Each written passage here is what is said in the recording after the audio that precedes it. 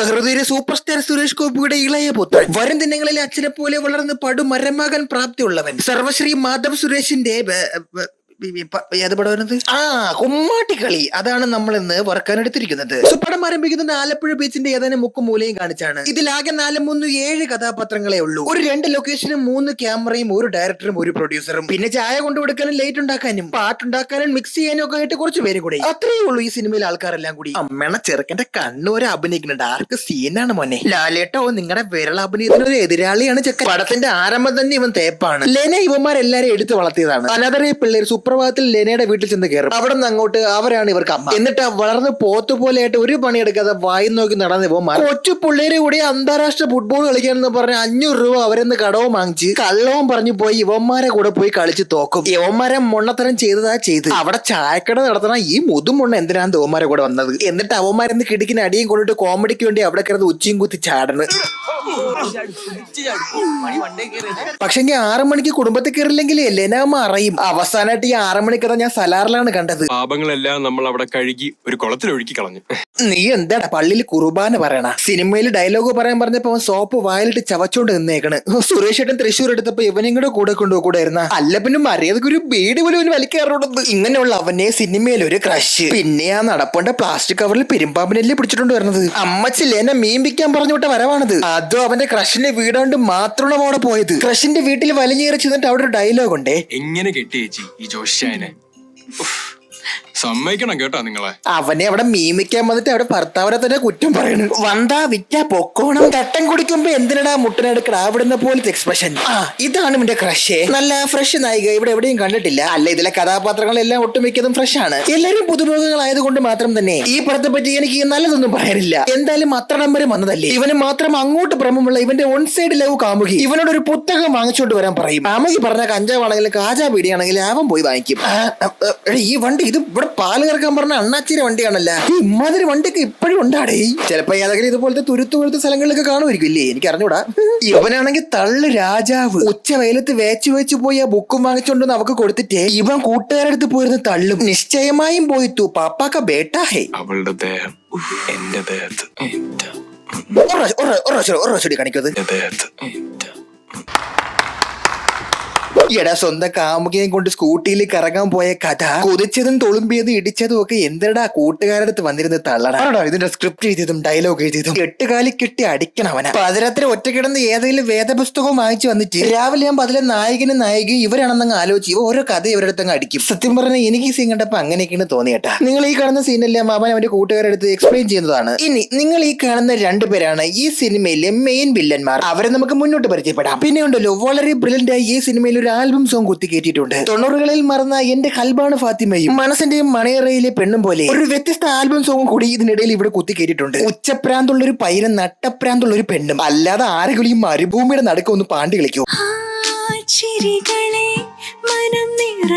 ഇവർ 2 പേരും ആരാണെന്ന് അറിയാമോ? ചെറുതിലേ എനിക്ക് കളഞ്ഞു കിട്ടിയ ഒരു 4-5 പിള്ളേരെ കാര്യം ഞാൻ പറഞ്ഞില്ല. അതിൽപ്പെട്ട ആൾക്കാരാണ് ഇവർ. ആ പെൺകുട്ടിയെ വളർന്നു വലുതായപ്പോൾ അവളെ സെപ്പറേറ്റ് ഒരു ഹോസ്റ്റലിൽ നിർത്തിയേക്കുകയാണ്. പക്ഷെ ആ കൂട്ടുകാർക്കിടയിലെ ഒരുത്തൻ ഇവളോട് ക്രഷാണ്. ഇവളാണെങ്കിൽ ആ കൂട്ടുകാർക്കിടയിലുള്ള ഒരുത്തന്റെ സഹോദരിയും. ശരി, അത് അവിടെ നിൽക്കാം. ഇനി ഞമ്മന്റെ നായകന്റെ കാമുകില്ലേ, കാമുകിയുടെ വീട്ടിലെ അച്ഛന് കുറച്ച് ഗുണ്ടാ സെറ്റപ്പ് ഒക്കെ ഉണ്ട് കേട്ടോ. അങ്ങേർക്കൊരു പ്രശ്നം വന്നാൽ അത് ആരുടെ പ്രശ്നം? നമ്മുടെ പ്രശ്നമല്ലേ. സുരേഷ് ഗോപിയെ പോലെ ഇജ്ജാതി ഡയലോഗ് അടിച്ചിട്ട് തോക്കും പിടിച്ച് ഷിബു ബേബി ജോണിനെ പോലെ ഇരിക്കുന്ന ഒരു വ്യക്തിയുടെ മുമ്പ് ചെന്ന് നിന്ന് കൊടുക്കും. ഈ മൊണ്ണയാണെങ്കിൽ തോക്ക് കണ്ടടഞ്ഞ് പേടിച്ച് എടുത്താടി ഓടും.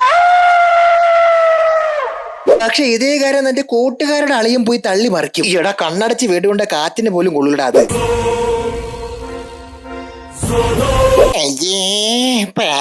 ഒരു സിഗരറ്റ് പോലും അവന് വലിക്കാൻ അറിഞ്ഞൂടത്. എടാ ഒരു കോലിമുട്ടായി പോലും നല്ലപോലെ വലിക്കാറുണ്ടെന്ന് നിനക്ക് ആരുടെ സിനിമ എന്നാ? നെപ്പോട്ടിസൊക്കെ നിരോധിച്ചോണ്ടല്ല. ഇനി വാ നമുക്ക് സ്വല്പം ഫൈറ്റ് കാണാം.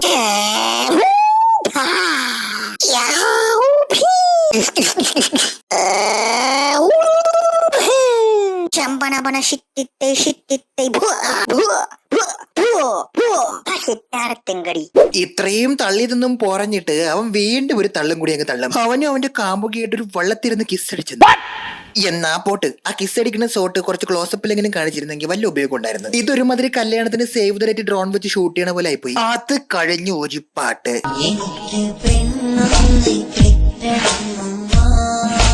ഫൈറ്റും പാട്ടും കഴിഞ്ഞു തുടങ്ങി വളരെ ആർട്ടിഫിഷ്യൽ ആയിട്ട് അളി ഒരു ഡയലോഗ് പറയും. അതും കുറച്ച് മാസിന് വേണ്ടി ഒരു ആൽബം ലിപി കത്തിച്ച് വലിച്ച് അവളെ കിട്ടിയില്ലെങ്കി ഉണ്ടല്ലോ. കിട്ടിയില്ലെങ്കിൽ നീ ഓലത്ത് പോയങ്ങട്ട്. കേസ് അവനാ ബുദ്ധിയില്ല, അവന്റെ കൂട്ടുകാർക്ക് അതിനേക്കാളും ബുദ്ധിയില്ല. ഇവൻ പറഞ്ഞ നുണകളും തള്ളുകളും എല്ലാം കേട്ടിട്ട് അവന്റെ മൊണ്ണ കൂട്ടുകാരെല്ലാം കൂടി പോയി ആ പെണ്ണിനെ അടിച്ചു മാറ്റി കൊണ്ടുവരും. അത് കേസാവും. അവസാനം എല്ലാവരും സ്റ്റേഷനിൽ വിളിപ്പിക്കും. അപ്പൊ പട്ടാപ്പകൽ ഒരുത്തി തട്ടിക്കൊണ്ടു പോയ ദിനത്തിൽ ദേ താടി മീശയുള്ള മനുഷ്യൻ ഇങ്ങനെ പറയും, അഡ്രസ് ഇല്ലാത്ത നിങ്ങൾക്ക് എന്ത് അന്തസ്. കാര്യം അവന്മാര് കാണിച്ചത് ചെറുതരമാണെങ്കിലും അങ്ങനെ പറഞ്ഞത് മോശമായി പോയി. ആ അപമാനം സഹിക്ക വയ്യാതെ അവന്മാര് ബീച്ചിൽ ഒരു റെസ്റ്റോറന്റ് അങ്ങ് തുടങ്ങും. പിന്നെ ഇതൊരു സിനിമ ആയതുകൊണ്ട് ആ റെസ്റ്റോറന്റ് അങ്ങ് ക്ലിക്ക് ആകും. ഹാർപ്പിക്കിന്റെ പരസ്യത്തിലെ അബ്ബാസിനെ പോലെ വേഷമൊക്കെ ധരിച്ച് ഇവന്മാർ വലിയ ആള് കളിച്ച് നടക്കുമ്പോഴാണ് അത് സംഭവിക്കുന്നത്. ആ നാട്ടിലെ കുറിച്ച് പ്രമുഖന്മാരായ ഗുണ്ടകൾ വന്ന് കടയിൽ മൊത്തം ആലമ്പാക്കും ഗൈസ്. എന്നിട്ട് അവന്മാരെ കൂട്ടുകാരെ പിടിച്ച് രണ്ടടിയും കൊടുക്കും.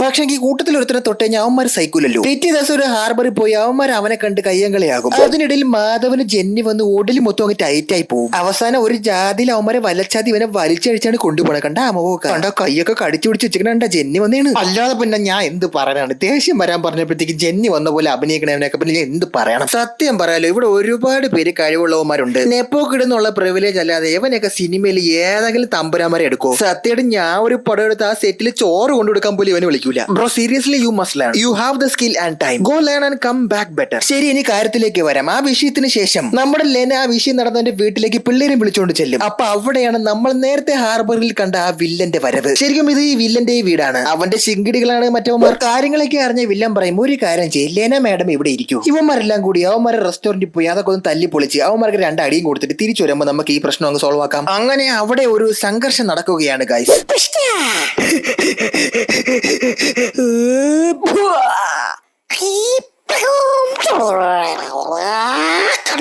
എനിക്ക് ചാടിച്ചോട്ടാറാ ചാടിച്ചോടിച്ചാ. ശരിക്കും ആ ഫൈറ്റ് ഒക്കെ കഴിഞ്ഞ ശേഷം ഈ വിഷയം അങ്ങ് വലുതാവും. നമ്മുടെ മാധവനെയും ടീമിനെയും നമ്മുടെ മെയിൻ ഗുണ്ട അങ്ങ് തൂക്കും. അവന്മാരെ നട റോഡിൽ നിന്ന് പൊക്കിയിട്ട് ഒരു ചാക്കിൽ പൊതിഞ്ഞ് മെയിൻ ഗുണ്ടയുടെ ഫ്രണ്ടിൽ കൊണ്ട് വെച്ചു കൊടുക്കും. അങ്ങനെ ഇവനെ കൊല്ലാൻ വേണ്ടി പോകുന്ന സമയത്ത് ഭാര്യ വിളിച്ച് പറയും അങ്ങനെ ഭാര്യ പ്രഗ്നന്റ് ആണെന്ന്. അത് കാരണം അവന്മാരെ കൊല്ലാതെ എവിടെയോ കൊണ്ട് ഒളിപ്പിച്ചിടും. സോ ഗൈസ്, ഇനിയാണ് ഗൈസ് കഥയിലെ ഒരു ട്വിസ്റ്റ്. നമ്മുടെ ലെനയില്ലേ ഗൈസ്, ലെന ഒരു സാധാരണക്കാരിയല്ല. ഇത് നമ്മുടെ രവി സാറല്ലേ?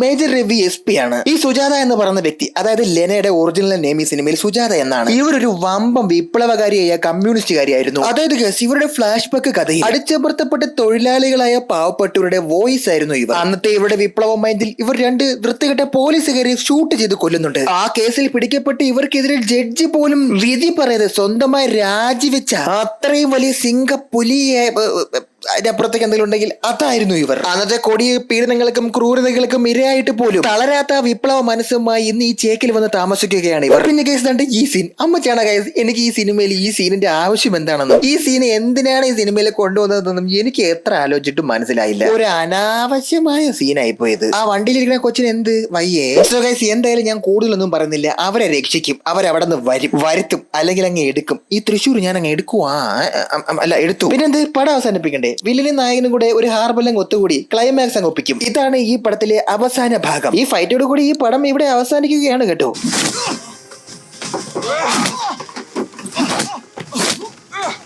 എന്തായാലും ഇവരെല്ലാരും കൂടി അങ്ങേരെ അടിച്ചു കൂട്ടിയിട്ട് ലാസ്റ്റ് കൊല്ലാൻ നേരത്ത് സുരേഷ് ഗോപിയുടെ ഇളയ പുത്രൻ ഇങ്ങനെ പറയും, നമ്മൾ അനാഥരാണ്, പക്ഷെ ഗുണ്ടകളല്ല, ക്രിമിനൽ അല്ല ആൻഡോ സാറേ. നമ്മൾ ഈ നാട്ടിൽ തന്നെ ജീവിക്കും. നമുക്കും ഈ നാട്ടിൽ തന്നെ ജീവിക്കണം. ദയവേദി ഇങ്ങനത്തെ പടമൊന്നും ഇനി ഇറക്കരുത്, അല്ലെങ്കിൽ നമ്മളെല്ലാരും കൂടി വേറെ എങ്ങോട്ടെങ്കിലും പോയിക്കോളാം. നീ ഇവിടെ പടം ഇറക്കി ഒറ്റയ്ക്ക് ജീവിച്ചോ. ഒരു പാത്രം തായിട്ട് ശബ്ദം. എനിവേ ഗൈസ്, പടം ഇവിടെ അവസാനിച്ചിരിക്കുകയാണ്. അബദ്ധവശ ഈ പടം ഒറ്റയിരിപ്പിന് കണ്ടു തീർത്തിട്ട് എനിക്ക് തലവേദന എടുത്തിട്ട് മൈഗ്രെയിൻ അടിക്കുന്നു. ഞാൻ പോയി വല്ല മെന്റൽ ഡോക്ടറെയും കാണട്ടെ. അപ്പൊ ശരി ഗൈസ്, നമ്മൾ ഇനിയും കാണും. Thanks, love you.